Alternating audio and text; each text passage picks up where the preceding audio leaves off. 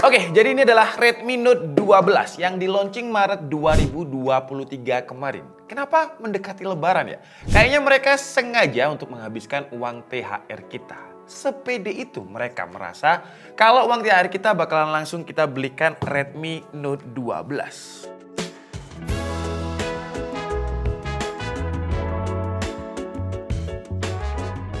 Jadi si Redmi Note 12 ini di-launching dengan startup harganya itu mulai dari 2.599.000 sampai yang varian tertingginya 8128 itu 2.999.000. Nah, ini saya beli varian 8128 299 tapi yang dikirim itu 6GB 128, tapi ini udah beres ya karena udah saya bongkar. Jadi kemarin itu solusinya saya balikin sisa uangnya. Kalau nggak salah saya balikin itu sekitar 200.000. Nah, kalau kita ngomongin HP 2 jutaan, sebenarnya triknya Redmi ini antara blunder atau pinter ya. Pinter karena launchingnya itu Maret mendekati Lebaran, jadi hype-nya itu masih ada. Blunder karena HP 2 jutaan di pasaran itu udah banyak persaingannya. Ada Realme C55 NFC, ada Samsung A14 5G dan juga LTE yang kemarin juga udah kita bahas.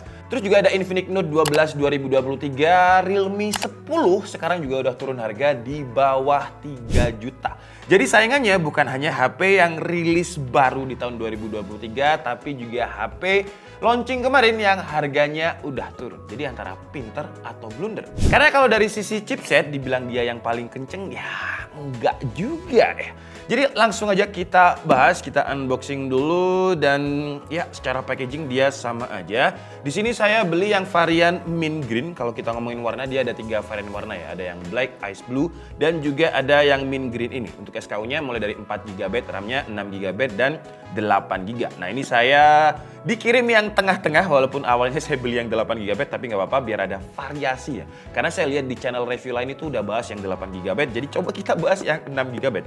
Alasan aja ya, padahal dapetnya yang 6GB salah kirim.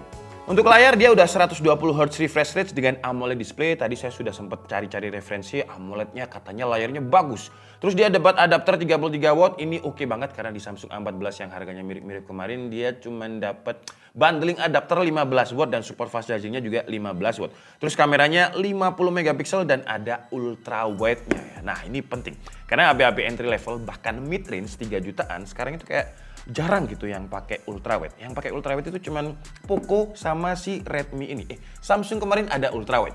Jadi di sini kita dapat SIM ejector, terus masih ada case transparan beserta beberapa buku panduan kayak gini. Coba case-nya kita lihat dulu. Ya, case-nya standar aja. Dan ini adalah HP-nya ya, Redmi Note 12 yang mint green. Kalau dari plastiknya sih ini kayak mirip Infinix ya, plastik-plastik murah kayak gitu. Jadi experience unboxingnya agak berkurang di sini ya. Dan warna mint green-nya kira-kira kayak gini. Jadi kita copot dulu aja biar kita bisa langsung lihat mint green-nya kayak apa. Wah, tapi ini dia langsung kayak nempel fingerprint-nya lumayan pekat ya. Dan ya harus sering-sering dibersihkan atau kalian bisa pakai case. Wow, masih ada adapter ya. Jadi kita masih dapat adapter yang support dengan fast charging-nya. Jadi 33W dan kabelnya kita juga dapat yang Type A to Type C.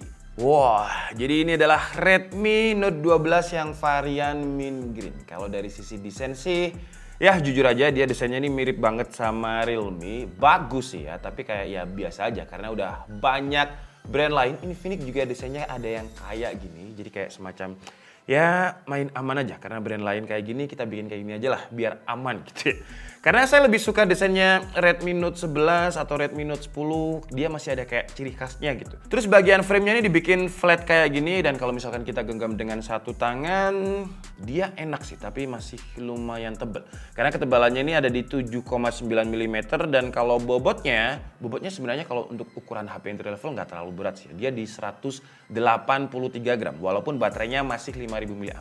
Karena ada brand lain itu yang 5000 mAh tapi bobotnya itu di atas 200 gram untuk kelas entry level. Di bagian samping kanan dia ada volume up and down, terus juga ada tombol power sekaligus saja sambil kita nyalakan dan kita install beberapa aplikasi untuk hands on ya. Di bagian bawahnya ada charger Type C-nya, ada mikrofon, ada speaker. Speakernya ini kalau saya lihat di websitenya sih masih mono ya. Dah, jadi nggak ada speaker lagi, tapi masih ada infrared blaster buat kalian yang suka remote AC-nya hilang. Ini biasanya Tomo ya.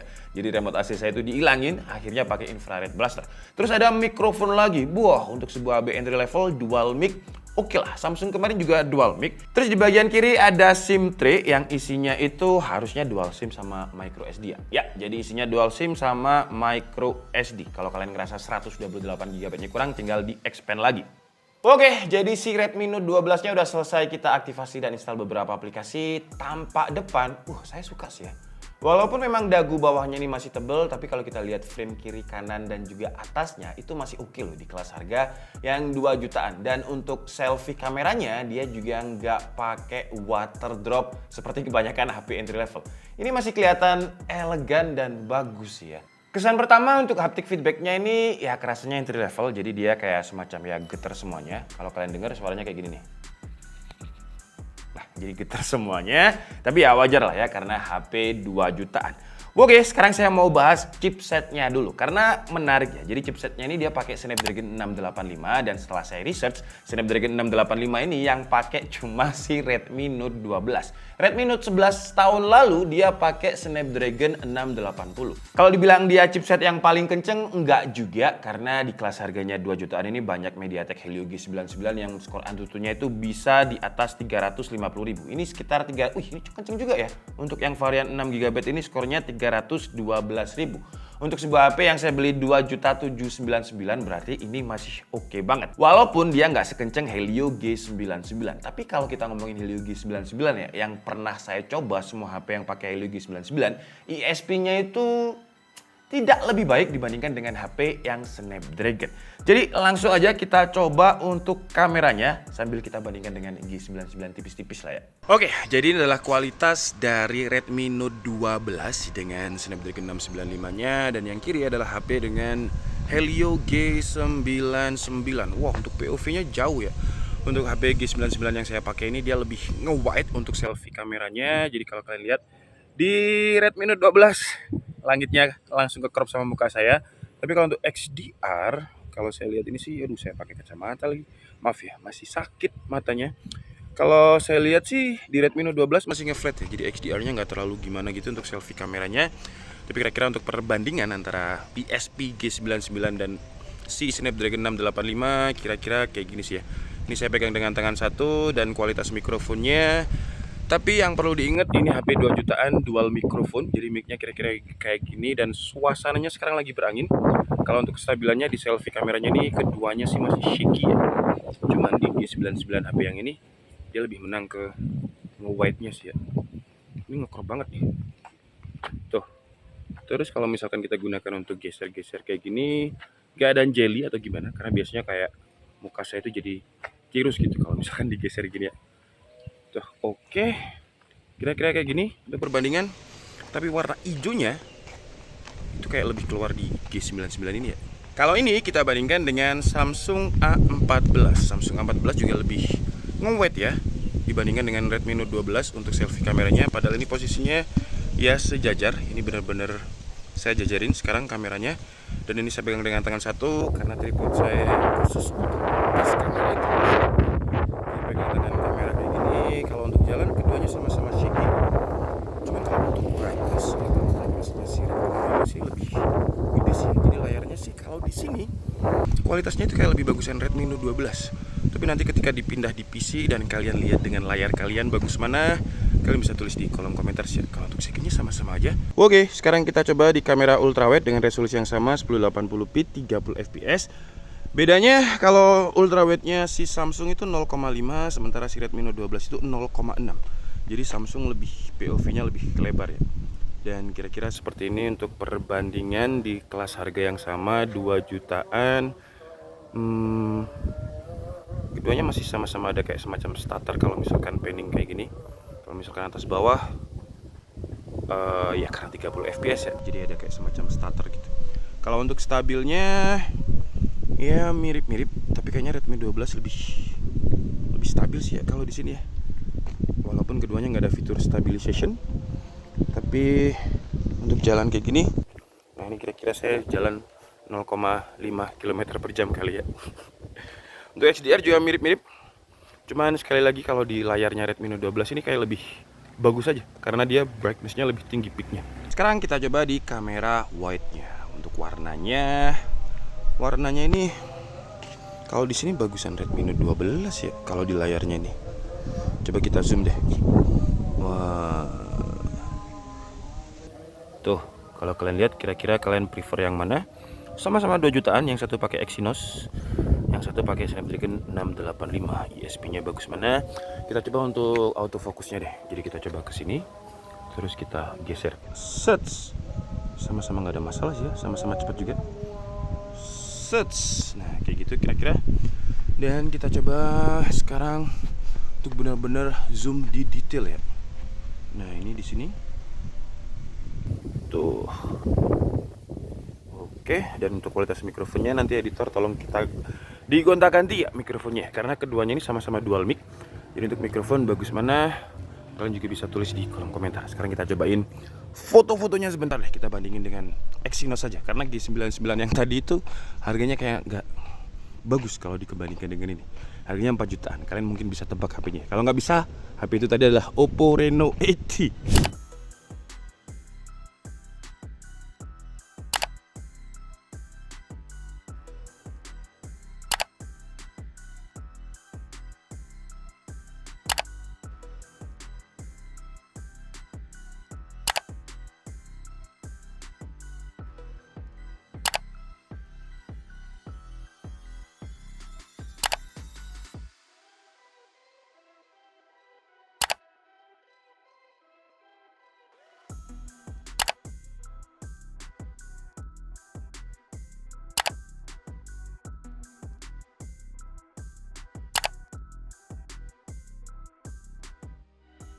Lanjut ya, kita coba benchmark sintetis lain. Jadi udah saya coba juga di Geekbench 6 ya. Ini udah diupdate, jadi udah nggak pakai Geekbench 5 lagi. Sekarang kita dan di Geekbench 6 single core-nya itu dapat 442, multi core-nya di 1453. Kalau untuk 3D Mark-nya, slingshot-nya skornya 2000-an, ekstrimnya 1500, dan saya penasaran dengan wildlife stress test-nya.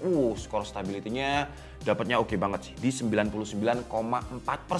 Untuk CPU throttling, kalau dari datanya ini dia throttlingnya sebanyak 3 kali, seperti yang kalian lihat tabelnya di sini, di awal, di pertengahan, dan juga di akhir. Ini kita CPU throttle selama 30 menit. Terus untuk MIUI, dia udah pakai MIUI 14 dengan base-nya itu Android 13. Ini udah nggak ada update lagi. Oke sih ya, karena HP lain di kelas 2 jutaan biasanya masih pakai Android 12. Jadi defaultnya 12 ya, walaupun masih bakalan dapat update. Tapi kalau Android 13 kan kita dapat update-nya itu berarti sampai 14, 15, sampai Android 15. Kalau dapatnya Android 12 ketika default out of the box ya dapatnya berarti mentok di Android 14. Terus kalau untuk display ya standarnya MIUI ya. Jadi kita bisa pilih di sini dark mode, terus juga kita bisa pilih color SIM-nya. Secara default itu Vivid langsung recommended, tapi saya biasanya pakai standar. Karena menurut saya Vivid layar dari Redmi itu kayak nggak semua HP lain punya gitu. Jadi untuk amannya biasanya saya pakai di standar.